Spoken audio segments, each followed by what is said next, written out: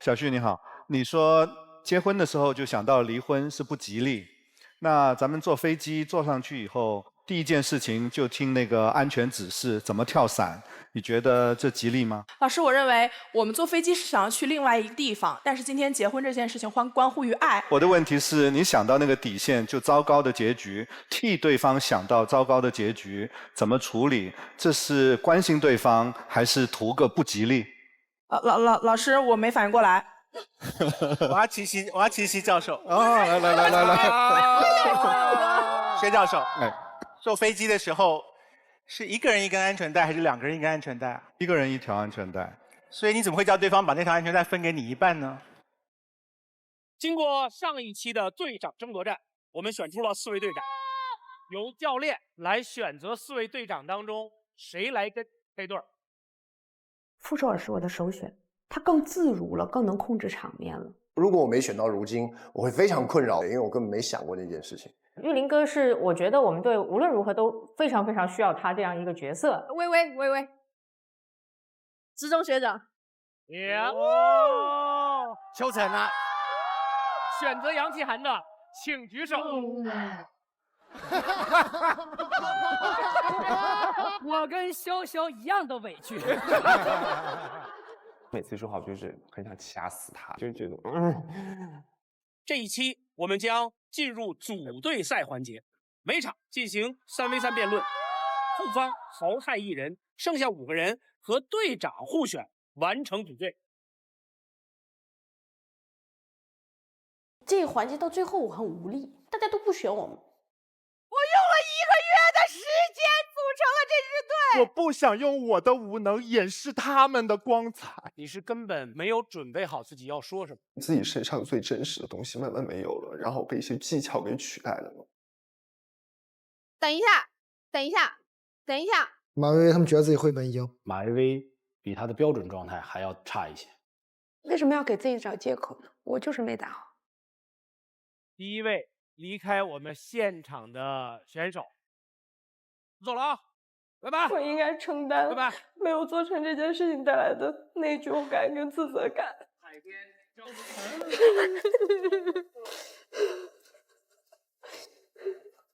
现在要把它全部都当成自己情绪上的责任，真的很痛苦。不好意思，我们可不可以现在不要录？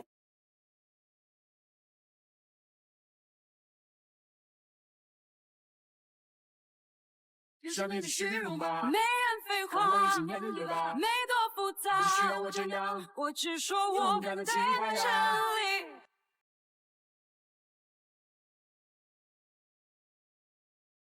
哇哦！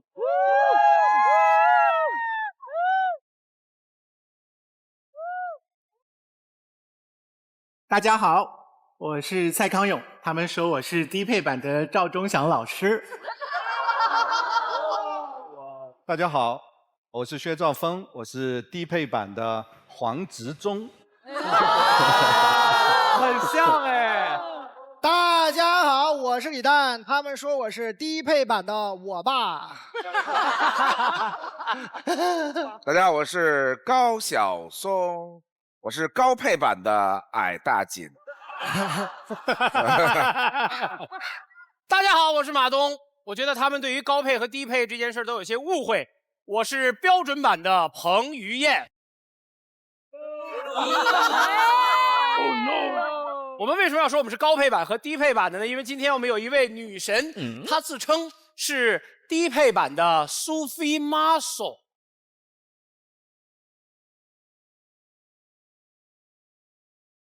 让我们有请 Papi 酱。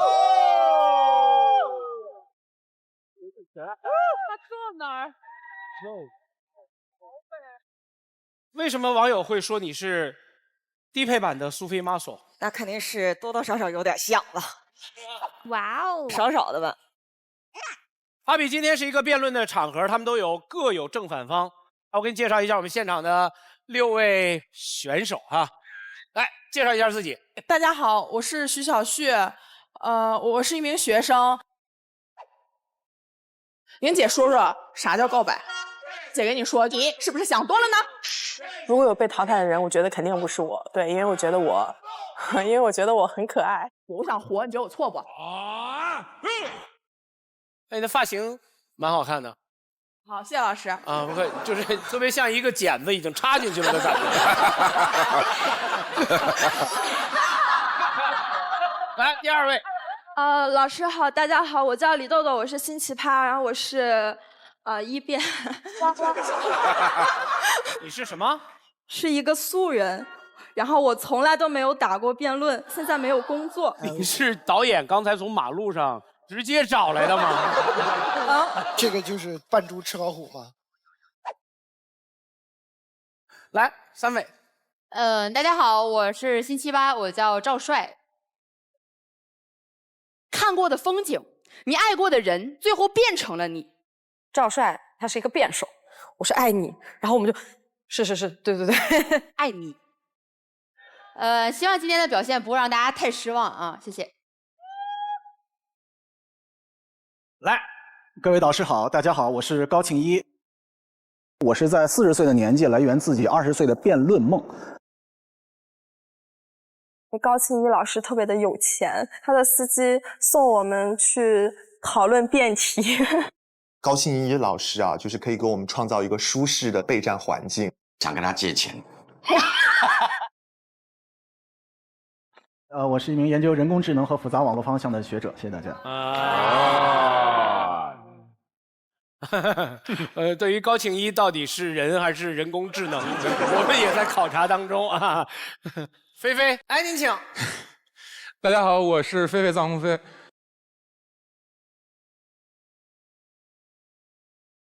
为什么不能让一步？我觉得在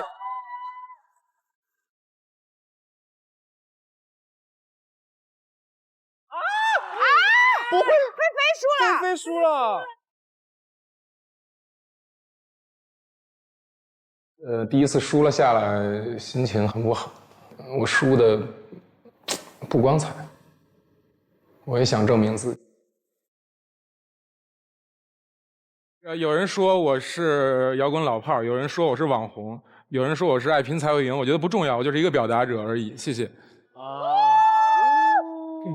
菲菲今天这个发型特别好，以前是脏辫儿，对吧？现在这个发型是一个低配版的张三丰的造型。最后一位。Hello， 大家好，我是董静。这一季我会让你们认识一个新的我。这么晚了还在工作，真是太辛苦你了。因为我这一季也希望就是能有一些突破嘛，所以就是豁出去了。今天我们讨论的是一个关于爱情和婚姻的话题。Papi 结婚了吗？结婚了。结婚了。怎么了？没事。没通知你是吧？不是，也没告诉我。别往心里去，也没告诉我。您先生是？我同班同学，大学同班同学。你们俩谁挣得多？我们打个比方吧，比如他挣100，那你是？怎么着得有1000吧？哇，10倍啊！菲菲，你跟你的另一半的收入差距最大多少？你可以接受？我无所谓，我觉得我是那种花别人钱也觉得理所当然，然后我给别人花钱我也觉得理所当然。对，蛋总知道是不是？我知道，给我没少花钱。对。那我们今天关于这个话题到底是什么的？来，我们看一看本期选题。哎呦，这个真好看！哎，还有这个沙发以后放在我们家客厅肯定特别好看哦。谁跟你们家了？小占我便宜。怎么就不？哎，宝宝，你头发上脏了，有个脏东西。什么？哪里？嫁给我吧。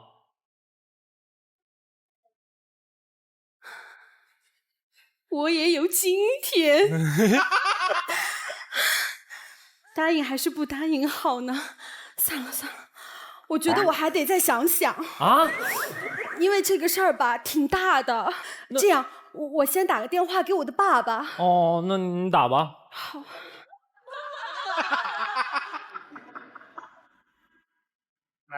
喂，爸。马冬梅啊，怎么了？爸，我跟你说，我从来没有有人肯娶我了。他疯了吧？对谁呀？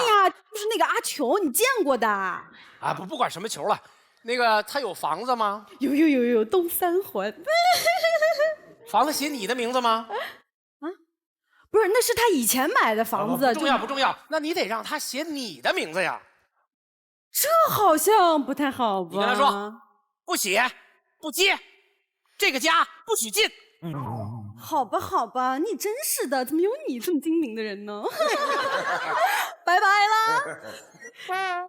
你起来吧。哦，咱爸说啥呀？咱爸答应了。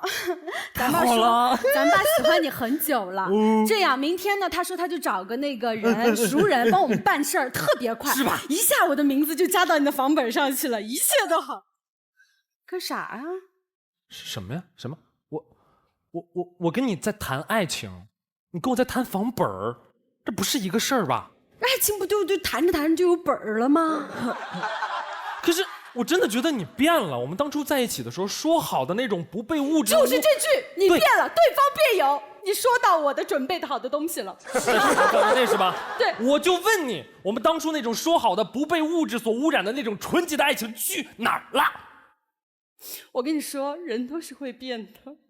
你也有一天会变的。会。如果我跟你在一起，如果有一天我跟你离婚了，什么爱情、什么理想都没有了，我只想有一套东三环的房子，我行吗？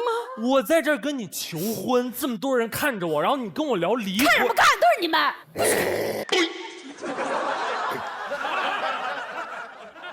我觉得这婚没法结了，我觉得我们需要考虑一下。那你走吧。等一下，你戒指先还给我。我的指头都被你掰断了。没有想到你是这种人。我就是这种人。行，你给我给我滚。那我滚了。各位观众朋友们，我在结婚前想让宝女在她的房本上加我的名字，我有错吗？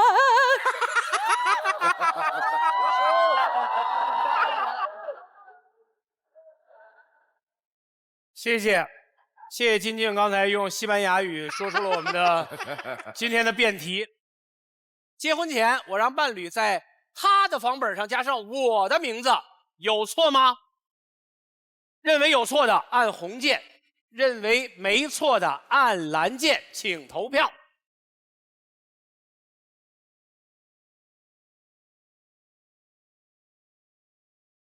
3、2、1。55比45，5位导师和嘉宾的意见基本上一半一半。捉对厮杀吗？捉对厮杀吧。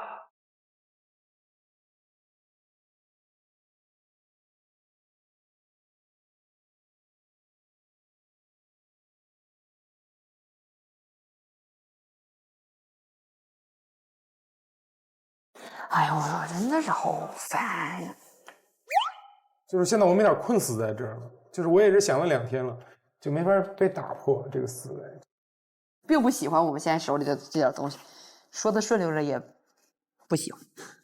观念臣服，然后这一场输了，我不太想输。对，我真的是改了4、5版，而且每次都是重写，而不是说改几句那种，我都几乎都重写了。首先，我方观点是没有错，因为莎士比亚说：“综上所述，我没有错。”我觉得现在我们准备的是充分的，就看到时候的发挥，大家有没有正常发挥吧。你是一个温柔恬静版的欧阳超。那高老板，今天的这个题目，在结婚前对婚姻中的利益的交割啊、交织啊，确实也是自己亲身经历过的一个过程，把我一些真实的想法表现出来，就是那种感觉就特别强烈。天哪！我觉得我们赢了，赢了！别输了，我们赢了，好不好？他们这一组内容准备的还挺充分的，这个过程让我觉得很高兴，我就觉得这一队人我都很想要。准备的点是啥？讲来听听。徐先说呀，你我先说。我准备的点是什么来着？忘了。就是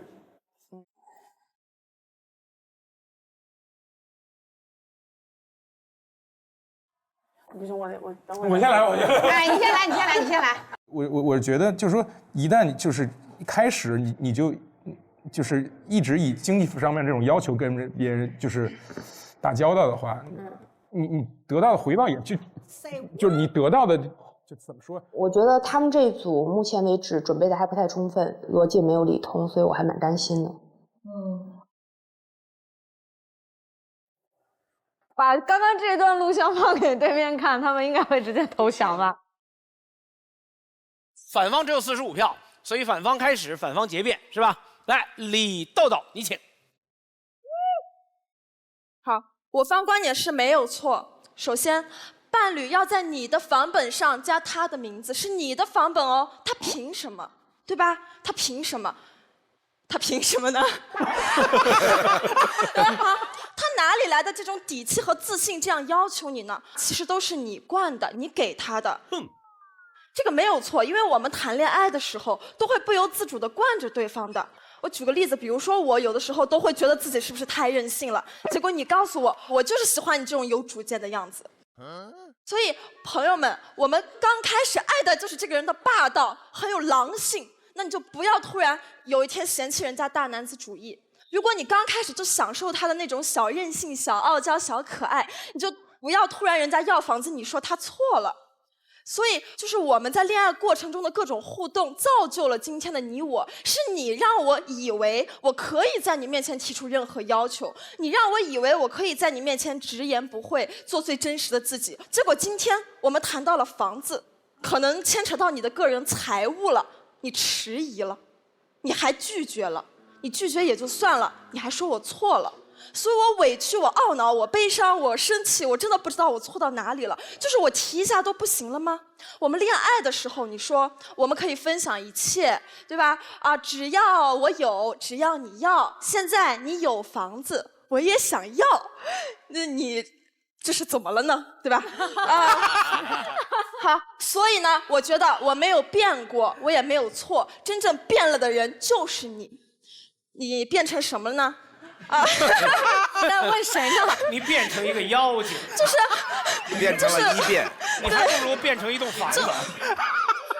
说正经的啊，如果你真的变了，我更要加上我的名字，因为结婚前你都变了，那结婚后你是不是会继续变？当我决定和你在一起的时候，你的过去我绝对不追寻，但是你的未来我坚决要参与。当我们都要谈婚论嫁的时候，我何止想在你的房产证上加我的名字，我还想在你的债务担保书、墓地使用权证书，就是坟，还有甚至你的那个什么病危通知书，你未来人生所有大大小小重要的事件，我都想加上我的名字，我想为你负责一辈子。就是我们连朋友甚至父母都要开始共享了，可是独就是房产证上你不愿意加我的名字，我就是真的觉得你脑子就是有什么问题。好，如果我刚才说了这么多，对方辩友还是觉得我提这个要求就是不信任你，那我只能觉得我们不合适，因为莎士比亚说草率的婚姻少美满，那我可能也要重新考虑一下我们的婚事了。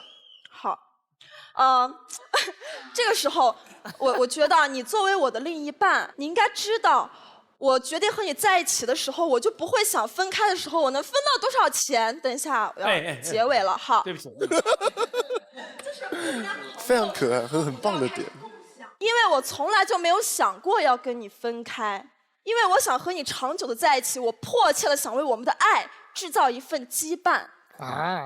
我希望你的朋友是我的朋友，我希望你的父母也成为我的父母，我甚至希望我们有一个孩子，我希望你的房产证上有我的名字。如果你的房子是你贷款买的，我甚至可以帮你一起还。但是我只愿意为你一个人制造这份羁绊，因为我只爱你一个人。所以在未来的人生道路上，我可能还会对你提出各种各样的要求，你全部都可以拒绝，但是请你一定要注意你拒绝的姿态。你可以说你不想，你不愿意，你可以告诉我原因，但你千万不要告诉我这个要求我提都不该提，说都不该说。谢谢大家。豆豆还是说的好，但是我看怎么他说话的时候，你是反方立场，他说话的时候你一直在摇头。没，他说的挺好，我就是觉得不想跟他谈恋爱，就是。那我们要不要奇袭他一下？我奇袭他吗？可以可以。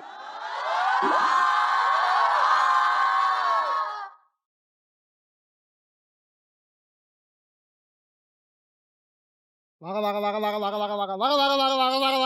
永哥站起来，是。豆豆，所以你认定对方会变，对吧？我不是认定，我是说有这个风险，他说不定会变呢。你也会变吧？对呀，我变得更爱他了。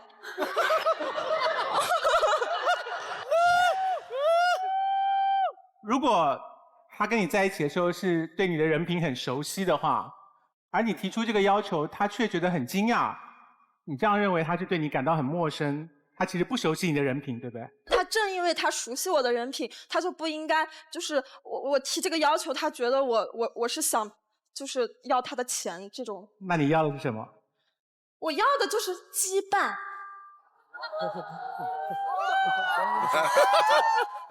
康永哥，真的，我证明他要的不是钱，是房，你知道吗？我也可以奇袭他一个吗？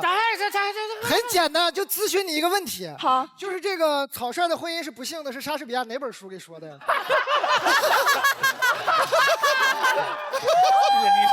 你说你李诞，你这个人真的是，你俩不是一边的吗？对呀，那我就咨询。我觉得应该不是书，应该可能是某部戏剧里说的吧，《莎士比亚京剧选》啊。奇葩说这么多届人都引用莎士比亚，你还是第一个问出这个题目来的。李诞，你等着，你不要引用任何东西。我一会儿想有人说过。来，我们正方一位。大家好，我是小旭。哎，小旭啊，小松老师说啥？你应该先把剪子拔出来，这样要不然你的思绪会剪不断，理还乱，你知道吗？啊，继续。是这样啊，刚刚豆豆说了半天，其实说羁绊那不是羁绊，那就是给自己下绊儿。你本来没啥伴儿，痛痛快快结婚得了呗。你说你想这么多，我来告诉你，你为啥错了啊？其实你就是在婚姻刚开始的时候就想到这段婚姻的结束，在婚姻刚还没生的时候就想到这段婚姻的死亡，这是什么呀？这就是不吉利。就是吉利是一种心理暗示。我给你们举个例子啊，就吉利这个事儿有多重要。去年开年的时候，我爸送我一个护身符，就是你们也难以理解，一个老父亲送亲生闺女的护身符是一个金关公，你知道吗？而且是一个4D 打印的金关公，就这个金关公4D 打印的啊，3D，就是这个金关公怒目圆睁，拿着大刀在我胸前站了1年。确实，我每次照镜子的时候有点害怕，觉得我们家真是一个讲义气的家庭。但是这1年，因为这个金关公的心理暗示，我感觉我碰到很多困难是可以勇敢的克服的。因为这个金关公，我1年都很顺。我一直以为这是一种迷信，后来我发现其实不是。徐小旭就努力想搞笑，但是其实又没那么爆笑。咱们其实见过真正爆笑的那种段子手型的辩手，然后但是说理又没有特别说清楚，我觉得这个其实蛮失分的。这个叫做积极心理学。我们带着这种积极的心理暗示去进入，一定会有一个好的结果，有一个好的过程。所以别老在开始的时候就想着结束，别老在生的时候就想着死，这样不吉利。第二点啊，我给大家算一笔账，就是北京这个房价这个事儿。现在是6.8万1平，我们本科毕业或者就是毕业之后很优秀吧，大概结婚之前能拿到1万块钱一个月。这样子的话，就说明我这1年啊不吃不喝才能买北京2平米的房子。我要买一套适宜我和我伴侣还有我们家2小孩一块住的房子，大概需要多长时间呢？需要一家人不吃不喝100年，中华上下才5000年。我现在只是要跟他结婚，确定一段关系，我就要掰掉他1半的房产，我这是在干嘛？我这就是以结婚为名义的抢劫，以结婚为名义的敲诈勒索。因为人越长大越知道，就是结婚真不容易。真的，如果有一天啊，我跟他婚姻走到尽头，感情破败了，我有各种保护自己的方法，不管是女性还是男性，咱们要么自己学，要么请律师。我们没必要在婚前给自己这种羁绊。我感情经历不多，但我觉得一段好的感情应该是，我有一根轨道，你有一根轨道，我们因为相爱而并轨而行，而不是我没有轨道，我跃入你的轨道里，我那不是结婚，我那是卧轨自杀。我给大家分享一句，不知道谁在哪首诗里的写的，后面就是纳兰性德在他的一首诗叫做《一生一代一双人》当中写的一句词，我特别喜欢，就是从初中就背着了，叫做“若容相逢饮牛津，相对忘贫”。就是说，如果我能和你在河边见上一面，我愿意忘记这一生的艰难困苦。从前慢，什么什么什么都慢，我们一生只够爱一个人。现在确实快了，什么什么什么都快，但我一生也只想爱一个人。面对自己的内心，好好爱吧。谢谢。好，正方多了13票，反方有没有要奇袭他的？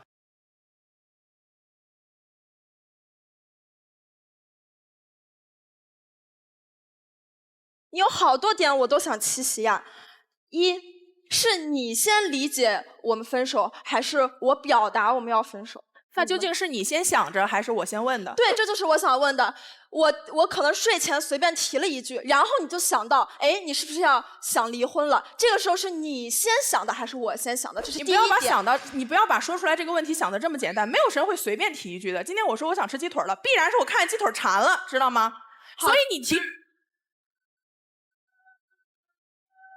这是你认为我想到鸡腿馋了，所以我们再就在这个问题，我们的辩论就不精彩了。所以我先来第二点，好，请好。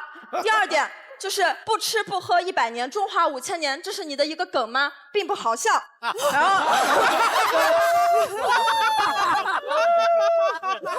太过分了！哎，你别说。他们2个女生弄出了一种2口子吵架的感觉，这个。刚才已经一堆人齐袭了豆豆，现在这一桌有没有要齐袭小旭的？教授好像我来，教授忍耐不住了。小旭你好，你说结婚的时候就想到离婚是不吉利，那咱们坐飞机坐上去以后，第一件事情就听那个安全指示，怎么跳伞？你觉得这吉利吗？老师，我认为我们坐飞机是想要去另外一个地方，但是今天结婚这件事情关乎于爱。我的问题是你想到那个底线就糟糕的结局，替对方想到糟糕的结局，怎么处理？这是关心对方，还是图个不吉利？老师，我没反应过来。我要奇袭教授。来，薛教授，坐飞机的时候。是一个人一根安全带，还是2个人一根安全带啊？一个人一条安全带。所以你怎么会叫对方把那条安全带分给你一半呢？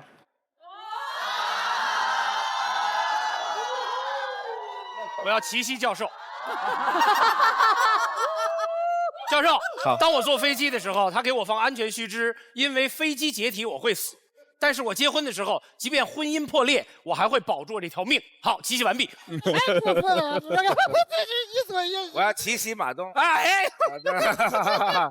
对啊，坐飞机的这个死亡率大概是比轮船跟火车还低的，是离婚率接近了50%，哪个更安全？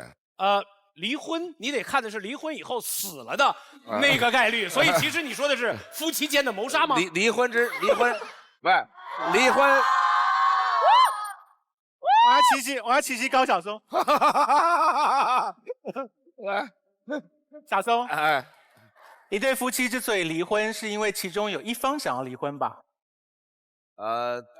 我觉得最重要的不是某一方想要离婚，而是2个人出现了成长的速度差。所以不要再把离婚跟摔飞机做对比，因为摔飞机没有人高兴，可是离婚有人会高兴。好，奇袭完毕。康永哥，这个就说离婚有人心情好嘛？那如果我们房子分得好的话，大家可能心情都很好。对呀。今天是你们辩论哈啊，来，咱们回到现场啊！既然没有人齐袭，那我们就反方2辩。老高加油！谢谢大家，谢谢马老师。我想跟大家讨论一个问题，按照薛教授的逻辑，任何事情都是有原因的。我们这个题目，它的原因是什么？为什么我们的伴侣会问出这样的一个问题？你愿不愿意把你房子的一半给我？他是真的需要你那半套房子吗？不是，他真正缺乏的叫做安全感。如果在一段感情里面，他没有安全感，那么错的是他吗？不对，错的是我，或者是这个社会对于女性过于严苛的要求。小旭刚才说到，说费了半天劲买了个房子，你要把名字加到我的房子上面，你对我是一种掠夺，你是一种无理取闹。但是你要知道，在感情中，绝大多数的无理取闹都是有情可原。我们想一下，您的女朋友啊，说我跟你妈掉到河里，你先救谁？这种常规性的送命问题，她是真的想知道这个问题的答案吗？她是真的不会游泳吗？她是真的习惯性的抱着你妈往河里跳吗？都不是。你好好想一想，是不是你们有一次吵架的时候，你跟她说，我妈妈觉得你不好，我妈妈跟我说，她就不会像你这样的对我。你的另一半真正不安的，真正焦虑的是日后的婆媳关系，而不是这个问题的答案。房子这个问题也是一样，提出的这个人并不是说我就要这个问题的答案，也并不是说我就要你这半套房子，他只是有一点不安。女性进入婚姻会有很多的恐惧，她们其实只是想借房子抓住那一点点的安全感。她们错了吗？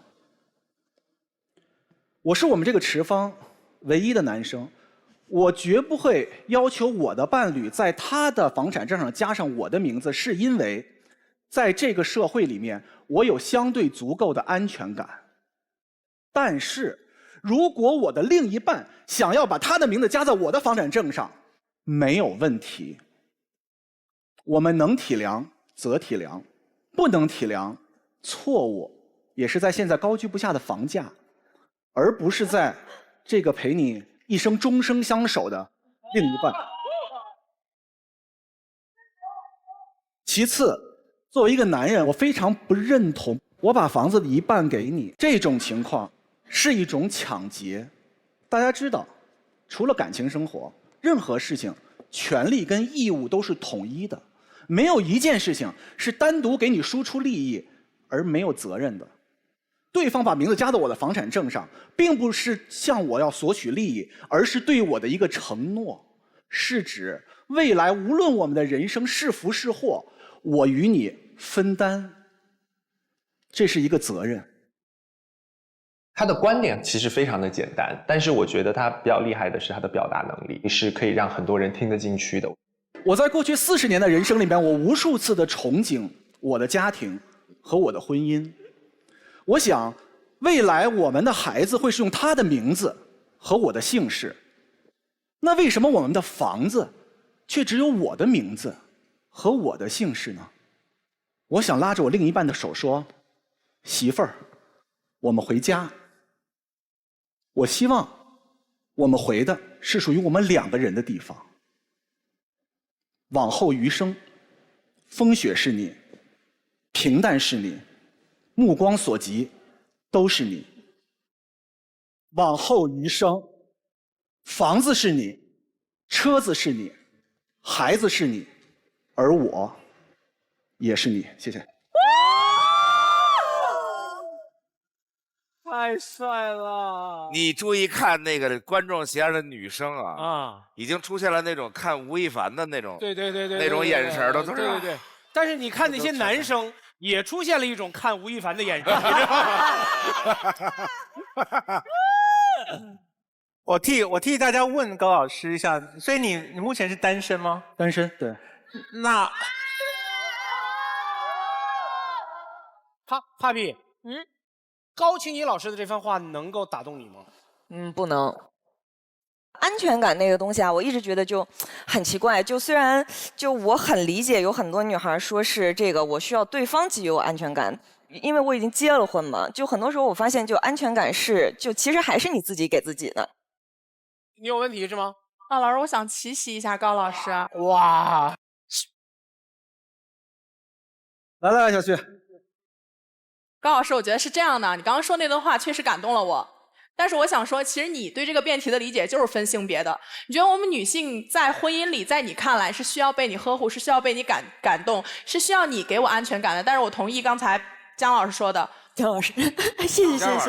Papi 老师，我姓姜，姓姜。安全感是我们自己给的。昨天晚上你给我发了一个红包。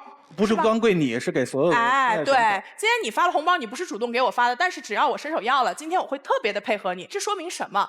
尚且我们是朋友关系，你给我一点点付出的时候，我会努力的想要回报你，努力的想要给你看到我的回应。而如果是一段婚姻里，你考虑过这个女性在你的感动之下要付出多少，她刻意伪装出来的那样子的一份迎合吗？老师说的非常好。因为我刚才其实所说的第二段，这个不是他在管我要半套房子，他也是对我未来进行了一个承诺，而是未来无论什么样的事情，我们两个人都是一起来肩负。老师，我想说一个这样的问题，今天这个辩题是针对很多普通人的。如果你有10套房，我有10套房，今天这个辩题不存在，而您是可以收购米味的人。您觉得您这样子说能代表这个辩题的大面吗？这句话马老师肯定是不同意的，对的。我同意，完全看价格。好，正方2辩。哎呀，憋死我了！这样的啊，我一个一个说，先说豆豆啊。豆豆刚开始说这个男人给我惯出来了点毛病是吧？我可以想要什么就要什么，这无非能证明2个受虐狂在一起玩得很开心，这能说明啥？第二件事情，他跟我说什么事情都要分享，是他买了果汁可以分你1半，他爸买的果汁你也要喝1半，是什么意思？哎呀，高老师，大家都可开心了，这往后余生是不是？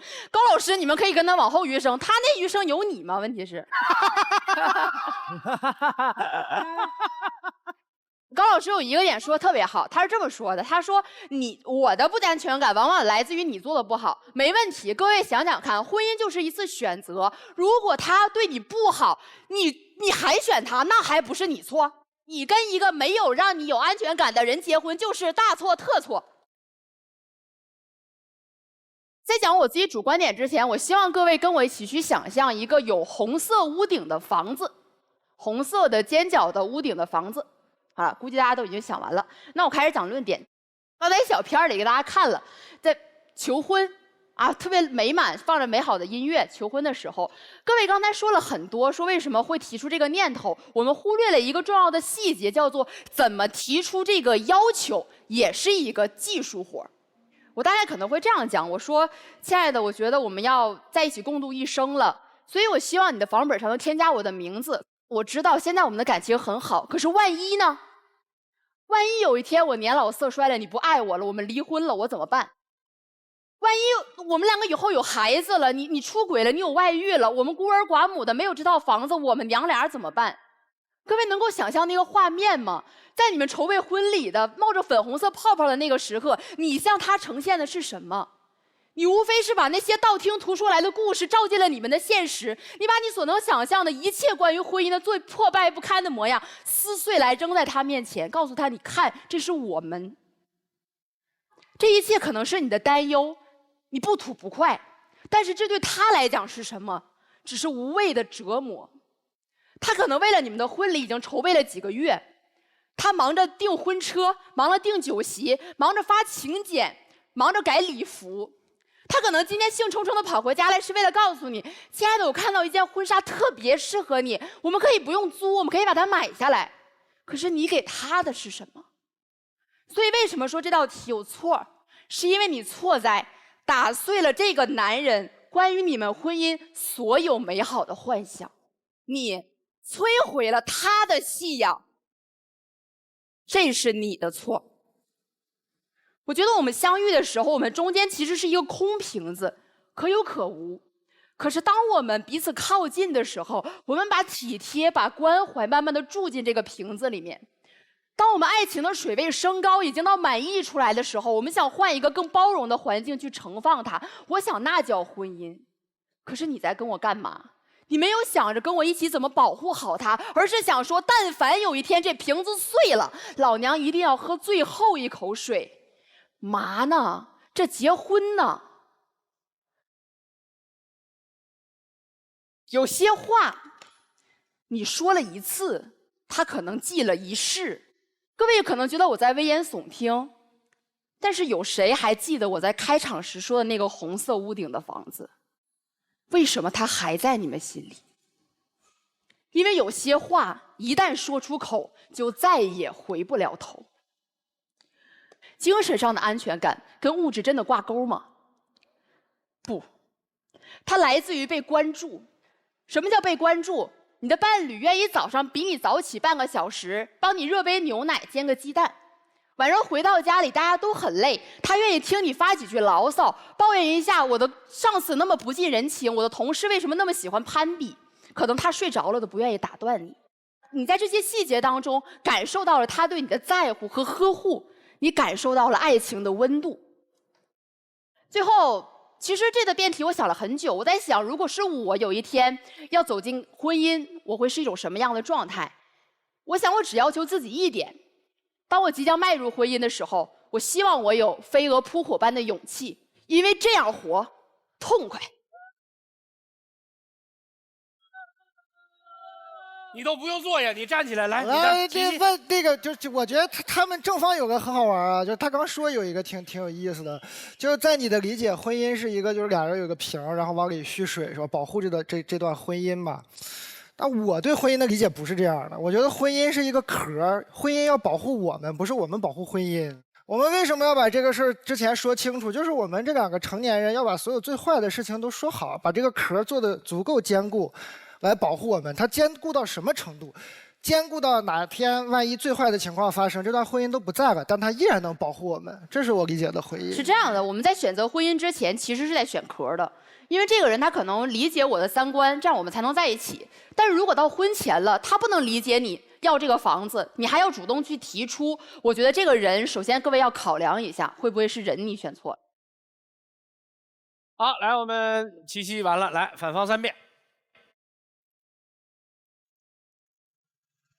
哎，急死我了！我这张纸上记了12个点，不知道该说哪几个，随便挑几个说吧。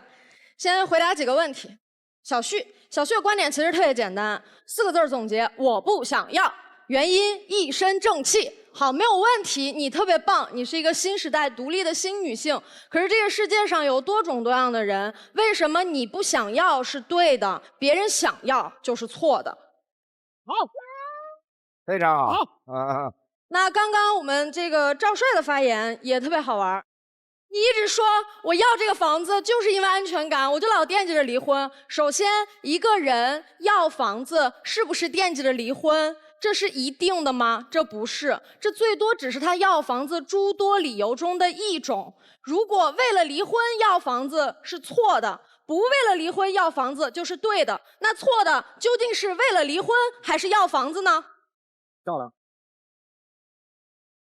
好，接下来我来说一说我的观点啊，请大家想象一下，我要结婚啦，然后我的对象他还有一套房子，想想都高兴。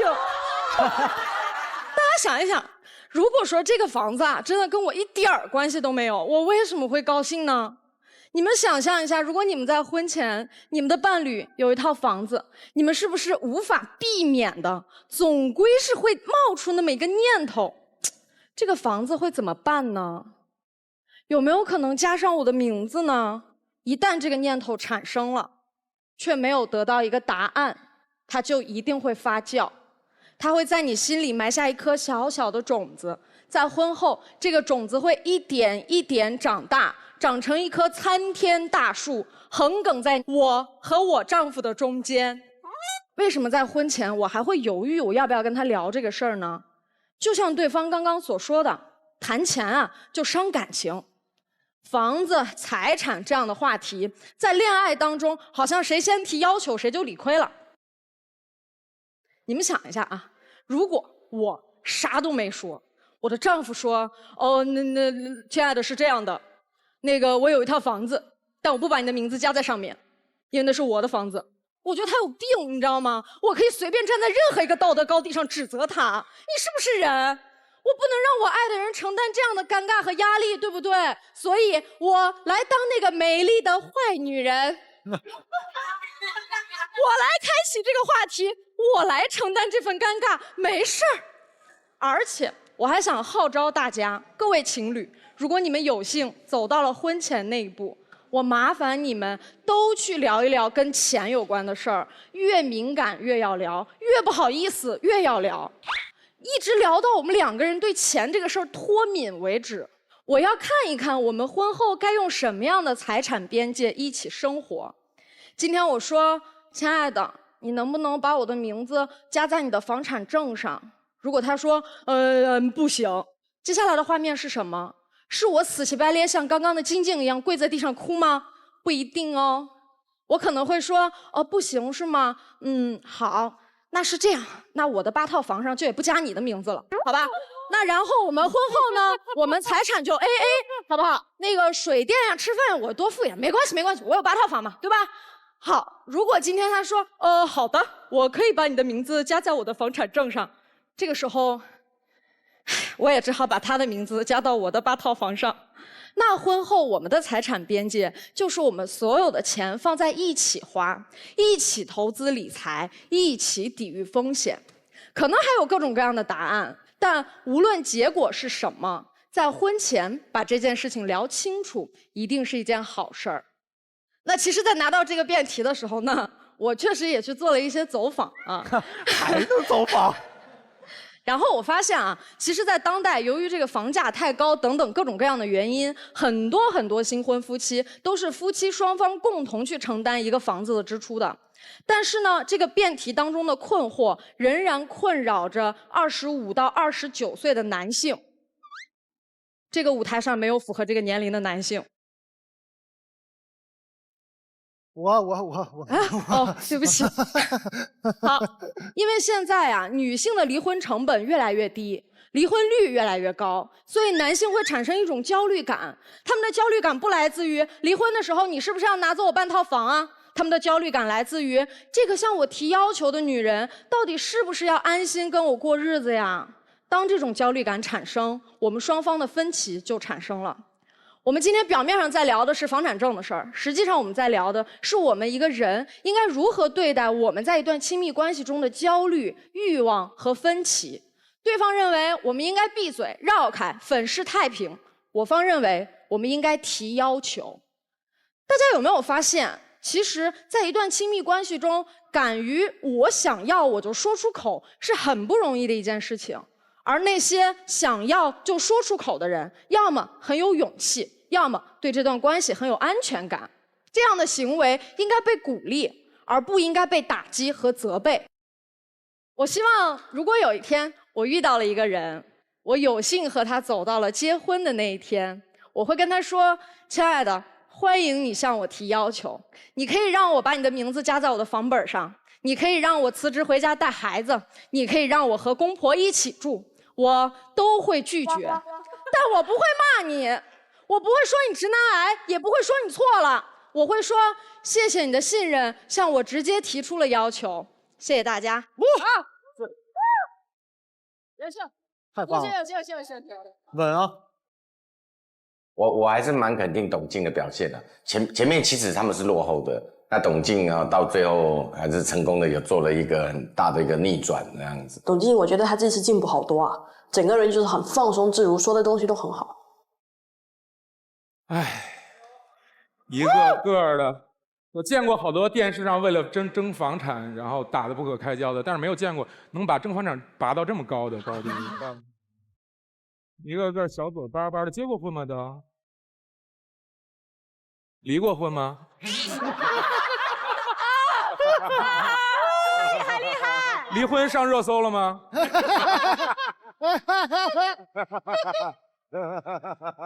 我觉得当代人非常好笑，一边在微博上啊，我为什么没有真爱？哇，我为什么找不到我想要爱？然后看电影、看韩剧，哭的嗷嗷，哭完全是白哭，哭完到自己生活中斤斤计较、寸步不让。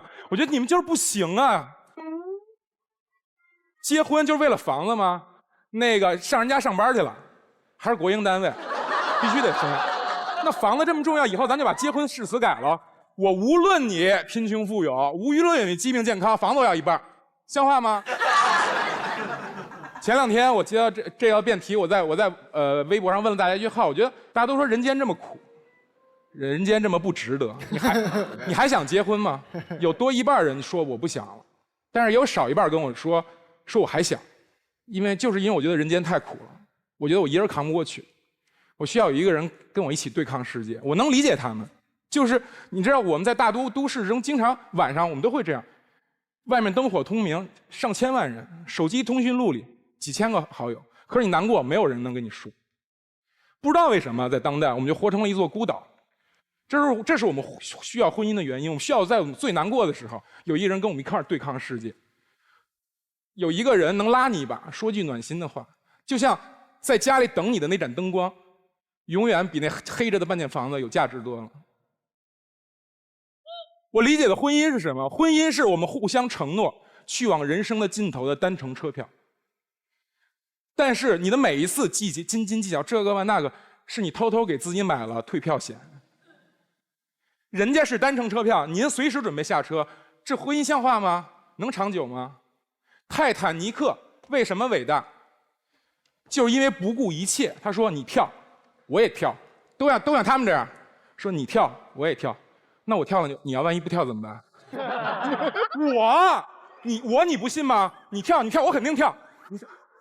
我跳了，你要万一不跳怎么办？孙子，你后面藏个救生圈，你给我玩这套。这还叫伟大爱情吗？斤斤计较就变成黑色幽默了。对，大家都知道，今年我被扒出来，前2年离过婚。我现在还能想起我当时离婚那天。就是都觉得过得实在不行，后来我说聊了半天了，问说那我走，我就站起来了，我把结婚戒指摘下来，搁在梳妆台上，我拿了一个双肩背，把内衣袜子拿起来，我背着我就走了，没时间想房子，没时间想钱，这么多年经营的爱都没了，就想的是我怎么自我建设，以后我怎么生活，所以我这道题我写了4、5版，马薇都觉得不好，为什么？他说你没有生活。我说对，我没有说我不在意这个，这是一个要讨论的事儿嘛，谁有就谁花，谁需要谁就拿呗，跟着嘚。我说马薇说好，那你深入他们内心想一想，好，那我就深入你们内心想一想，但希望你们坦诚点，行不行？坦诚一点。为什么想要分房子？不就是这个人没有那么满意吗？遇见一个人还行，可是没那么好。可是你想，如果不是他，下一个可能还不如他，那我跟他试试吧。结婚，可是万一2、3年不行呢？那我让他把房产证写上我的名字吧，我这2、3年也算不算白过，我还有半套房。那我就觉得你错了。我觉得中国了一个想法就是我到什么岁数必须干什么，你到这岁数必须结婚，你必须就是到这个岁数你不能再玩音乐了，你到这个岁数不能是，这凭什么呀？你没有找到合适的你就不结呗。所以我觉得如果是这种情况你错了。也有人说对。说我们交流，我们聊聊，是吧？聊聊，我问问还不行吗？你不给咱说不给的，我觉得不行。为什么？你说如果不问，中间有一棵大树，我告诉你，如果问了，你们俩中间有一个深渊。计较一旦开始，计较会激起对方的应激反应，你计较他也会计较，这就像漩涡一样没有尽头。好，今天房子一人一半。如果离了，结婚戒指是不是一人一个？饭钱是不是 AA 制？哎，你吃的多，你饭量大，你是不是要多交钱？这有头吗？那我觉得这样你俩就别结婚了，就想斤斤计较这样，你俩开一个公司，就叫谁也不吃亏文化传播有限公司，是吧？把所有的这些条件全写上，你俩开公司不就得了吗？你占多少，他多少，最后怎么分？这多好！为什么要婚姻呢？爱情里好多事，婚姻里好多事需要尽在不言中。默默付出，看破不说破，有些事说出来就错了。你这样，这样2个人因为物质不断的这个交锋中，你们的婚姻中丧失了体面。我告诉你，我年轻的时候野生朋克哦，但是我到了40岁，要告诉你们，体面对一个人非常重要。你们想要安全感，你们一次次的争论，一次次的交锋，让每个人心存芥蒂。我吃了亏，我怀恨在心；我占了便宜，我沾沾自喜。这时候安全感早就荡然无存了。奇葩说经常把你推到一个绝境，一边是很务实的，金钱和你能拿到的利益，一边是看着很虚幻的东西，浪漫。信任和爱情。现在该你们选，你们选什么？这就是奇葩说给你们的问题。我不是什么人生生活导师大师，我也只不过是茫茫尘世间的一个傻而已。我没法鼓励你说你一定不要选钱，你一定不要选钱，你去选爱啊！我没法鼓励你。但是我跟你们说一个我的事儿吧，就是我从去年奇葩说，被大家喜欢之后，好多人问过我说，飞哥，我觉得你特别酷，我觉得你活得特别自我，你是爱拼才会赢本人，你是出走半生回来精神是少年，我觉得不重要。我跟你讲讲我是怎么做选择的。我这辈子活成这样，我就对自己只有一个要求，就让我活成了这样。我们知道我们有一天都会变得很老。然后动都动不了，然后我幻想的场景是这样的：你被一个轮椅推到院子里晒太阳，这个时候你看着树上的落叶黄了掉下来，你的一生会像电影一样在你的眼前掠过。我就对自己只有一个要求，就是当我回顾一生的时候，我不能瞧不起我自己。我回顾一生的时候，我不能觉得你这个事儿办的真的太缺了，我不能觉得你这个我真是一个傻。所以，我这一个要求，这一个选择，让我活成了这样。所以，如果让我选，一边是务实，一边是浪漫，我永远选浪漫；一边是石头，一边是鸡蛋，我永远选鸡蛋；一边是约束，一边是自由，我会永远选自由；一边是钱，一边是爱情，我会永远选爱情。但是现在是你们按钮的时候，跟我没有关系，也无所谓奇葩说的输赢，也无所谓我的输赢，这是你们自己的人生，你们自己的爱。现在你们自己选择，谢谢。真好，我觉得菲菲应该是全场 MVP 吧，就在我心目中啊。董卿还要齐齐吗？要齐齐。菲菲老师，婚姻是务实还是浪漫？浪漫。婚姻是务实。我们的浪漫那你理解的婚姻跟我理解的婚姻不是一个婚姻。那我告诉你，你们没结过婚，我今天告诉你的就是你做什么会伤害这段感情，伤害这个婚姻。那你告诉我是主动沟通开口会伤害，还是等着别人猜你的心思会伤害？你这个要加上，可不叫沟通，这是你在混淆这个逻辑。你是要加上，不是我跟他沟通哦。我是在提要求，对吗？我不是直接把你本拿过来，把我名字写上。你写了不算数啊！你要算数，你就自己写了呀。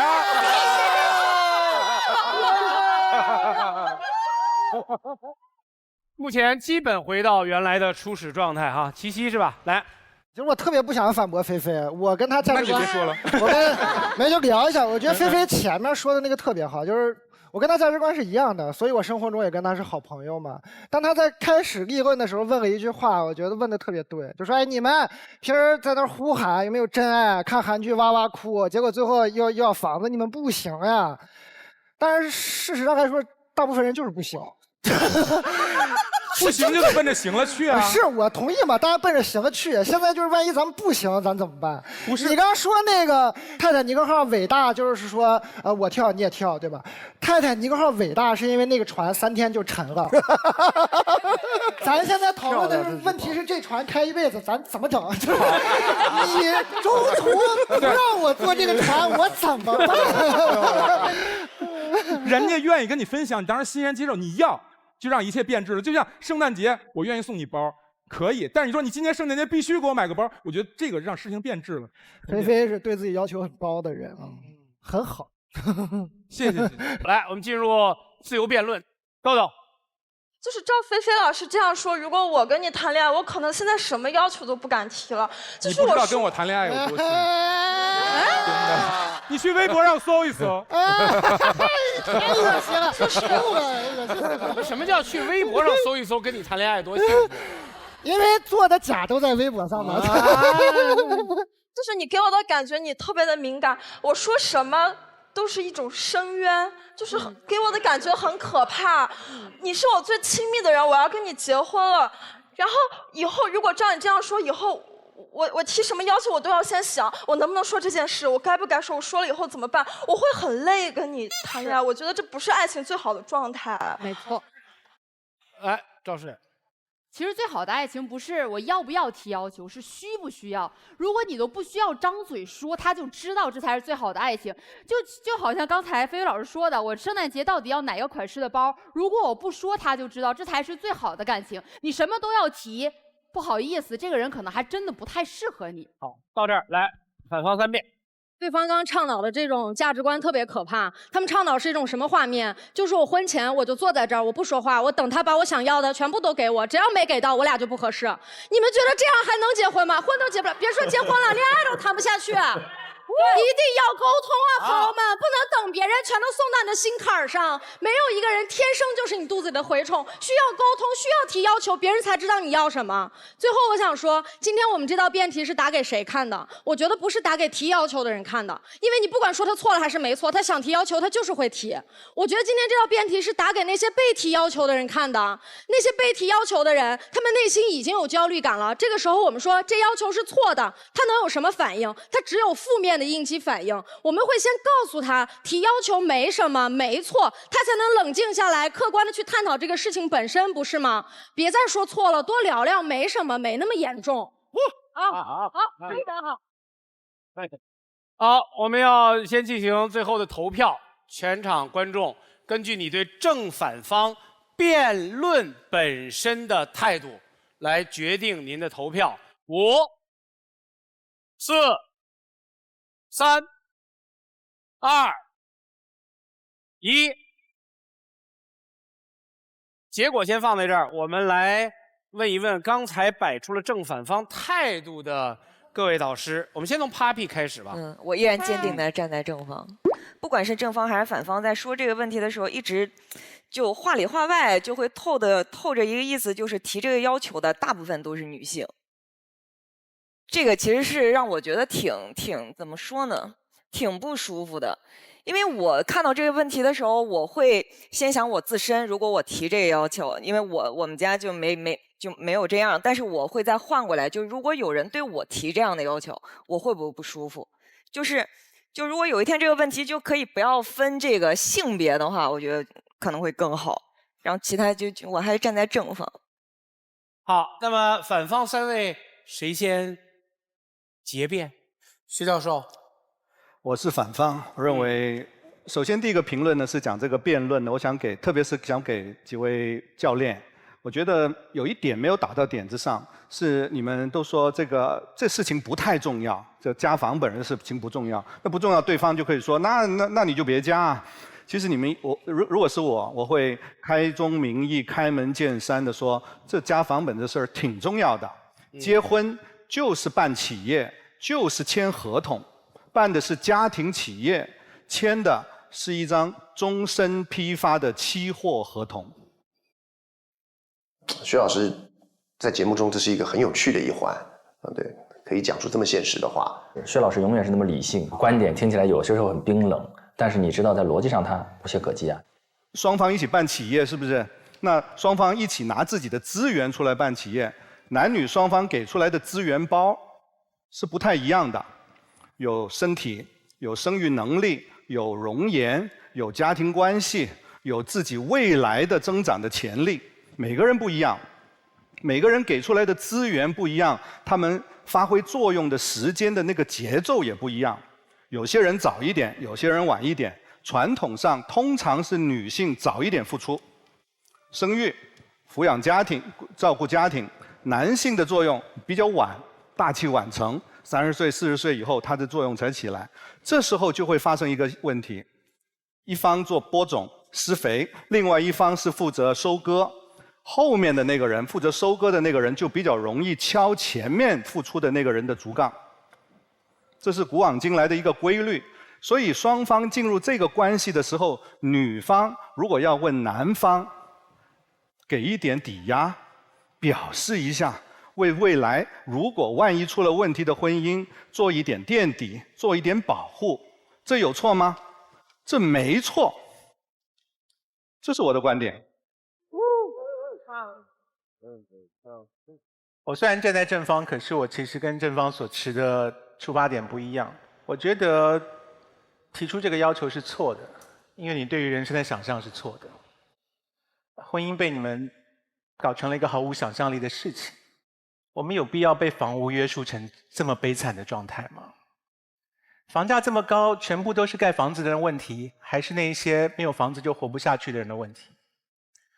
如果你们稍微张开一点眼界，看一下世界上正在发生的事情，很多国家其实没有把房子当成是一个正面的资产，就你如果去查一下东京的房价，比北京便宜。你去查伦敦市最精华地段的房价，今年掉了1/3。日本人放弃继承他们父母亲留给他们的房子，因为为了继承这个房子所交的税比这个房子本身还要高，所以只好不要。房子不是人生的全部，在座各位才20多岁，你们的婚姻如果持续30年，你看看30年之后，房子还会不会这么重要？如果现在把全副的心力放在我们要结婚，我们要分享未来，我们就要分享房子，把房子当成是我们人生想象重要的依据，我觉得是这个出发点是错的，就是你一提出这个要求，你对自己人生的想象就被限制住了，然后你从此对于这个婚姻的一切想象都依据这个社会约定俗成的态度来进行，你把你的人生的幸福感交在了别人的手里面，这是非常危险的。如果你们能够相信我，把房子的重要性从人生排除掉，你会去想更重要的事情。所以我站在这个出发点，我认为不只是房子，一切对于所谓聘金、对于嫁妆的要求，在我看起来都耽误了你们对于真正幸福的在意的重点。如果是这样子，这种态度我认为是错的。所以我最后讲的就是，如果你真的要盲目的相信你需要嫁妆的话，你要相信这件事，你就是唯一的嫁妆，不是房子。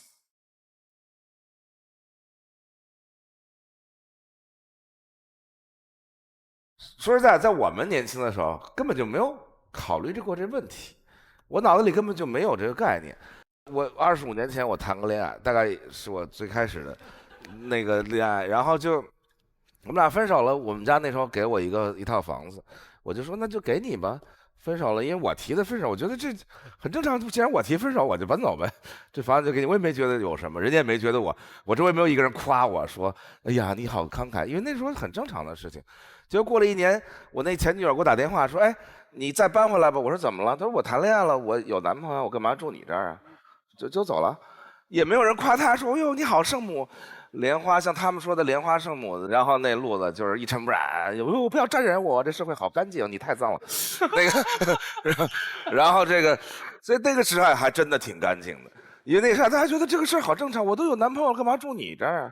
那就所以我们就很正常的就这样成长起来，到今天突然觉得这个变成，这边说呀好敏感好敏感，其实对方有一个最大的自我矛盾的地方，就是对方承认这是一个敏感的问题。你既然承认这敏感，就说明爱情不单纯，对吧？所以有什么要求提什么要求。我觉得婚姻啊，就是一个亦敌亦友的关系吧。就是有一个事儿哈，我就在后台问那个，我也不懂法，我就问，就是两口子有一方先死了，那个先过世了，这遗产第一继承顺位其实是你的伴侣，不是孩子，也不是爸妈，这肯定你俩的关系非常近，这是亦友嘛，但他们也是亦敌的。因为据我观察，就是夫妻之中有一个人非正常死亡，警方首先怀疑另一个人，对不对？大家都看过有这种经验，对不对？其实你们的关系非常微妙，所以讨论这个问题肯定是没有错的，而且一定要讨论。我觉得婚姻当中，我们所有人都会说，尤其是爱情当中，就没有对错。没有对错意味着你干什么都没有错。我们只能说，在这个特定的时间，你提这个特定的问题是不是有错？因为我们知道，房子是敏感的话题。而你在一个敏感的时间非要提这个敏感的话题，你跟我说我就是随便问问，你知道那不是真的。你完全可以说，我能不能在你的刺青下面加上我的名字呢？这叫讨论沟通。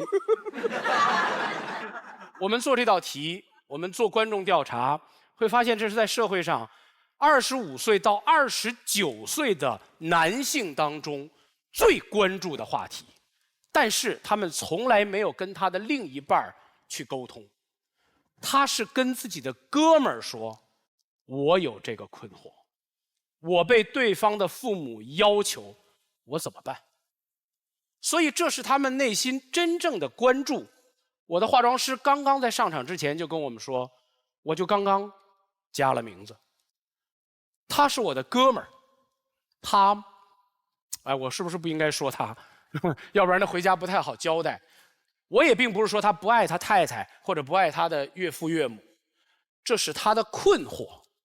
所以我们说，不管你是强势的还是弱势的，随便问那么一句，请你不要把你，也不要把我当一个成年人。我们有的时候当不起，我们宁肯活在一个孩子的爱情里面。那你结什么婚啊？我天哪，话都让你说了。哎，别结婚了，两个去幼儿园过去吧。好，来我们看一下最终的结果。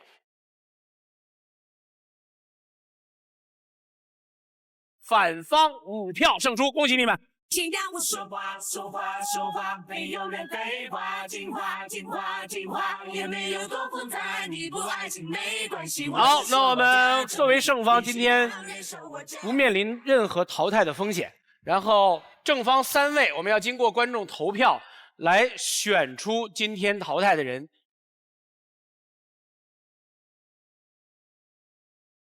现在支持一辩徐小旭的，请按红键；支持赵帅的，请按键；支持臧鸿飞的，请按键。5、4、3、2、1。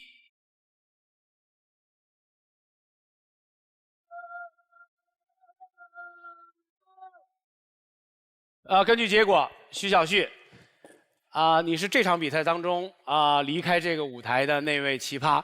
谢谢你来参加《奇葩说》，希望你回去之后把剪子拔出来之后，留作一个纪念。谢谢小旭，再见。好，谢谢大家。当时我就觉得淘汰是我，就确实辩论技巧上可能是差一些，但是最后真是自己的时候肯定还不高兴，但是没办法，比赛就是游戏嘛，游戏规则就是这样，那肯定遵守规则。别忘了我，明年咱们再见。好，来，我们请5位选手请到左边来，各位队长及教练请到我的右手边。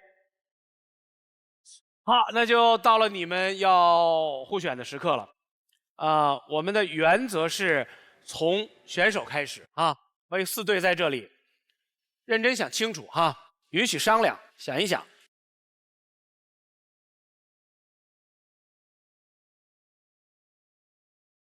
来，选择臧鸿飞的，请举手。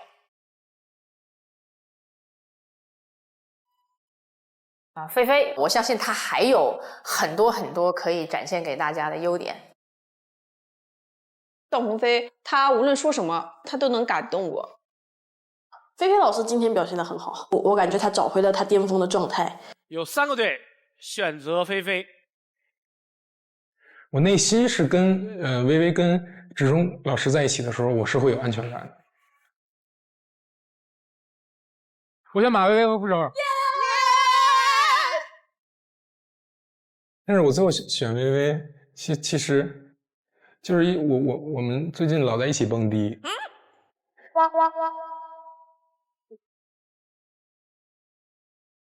选择赵帅的，请举手。然后赵帅还是一样很有条理，攻辩环节跟整个应对都很顺畅。请进入吴京战队。选择李豆豆的，请举手。有2个战队。我们有倾向于比较会讲段子的人，他有一种很天然的反应，我喜欢这种。时钟学长，选择董静的，请举手。沈玉琳、杨奇涵战队，我选玉林哥。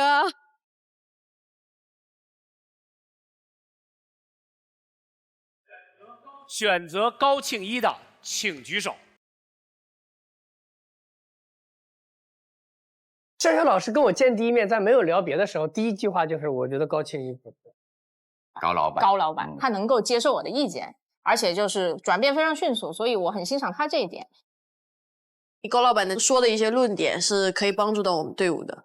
其实我的第一场是植中老师辅导的，给我了很多的很好的建议。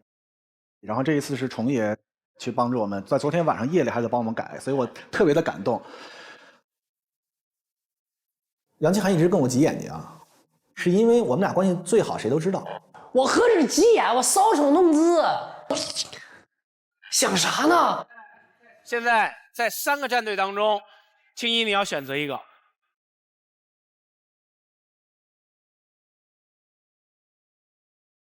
选潇潇战队。哎，我觉得真的是真正的强者才敢选我们。我能把老高拉来，这可能是有我个人感情成分在。这个选择是杨奇涵表征出来的，但是本质还是因为潇潇。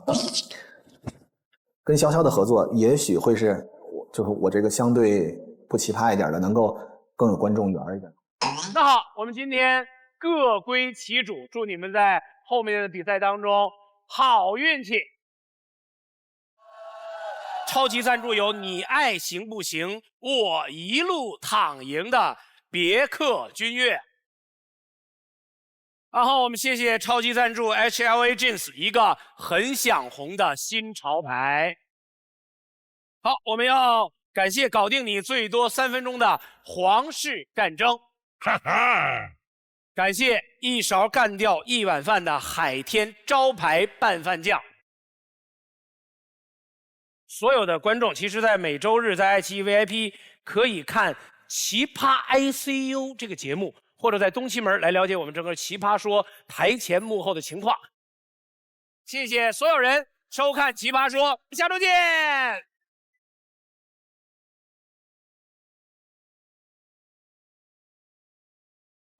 启中老师。欢迎两位加入我们的队。谢谢。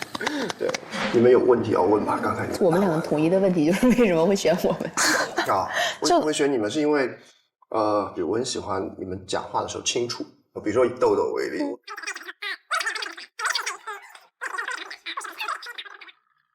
欢迎我们所有的队长候选人，好不好？好，非常好，欢迎大家，欢迎大家。对，你看高青一坐在那里就像一个队长，然后人家熊浩老师本来就是辩论大拿。对，我们说好，杨奇涵如果走了，我们队内投票选队长，好不好？好不好？这样，好不好？好。你不觉得我们这群人坐在这边拍真人秀是一件很可怜的事情？应该会掐掉。对，就不是他们不会掐掉。真人秀我们只能用乏善可陈来表达这件事情。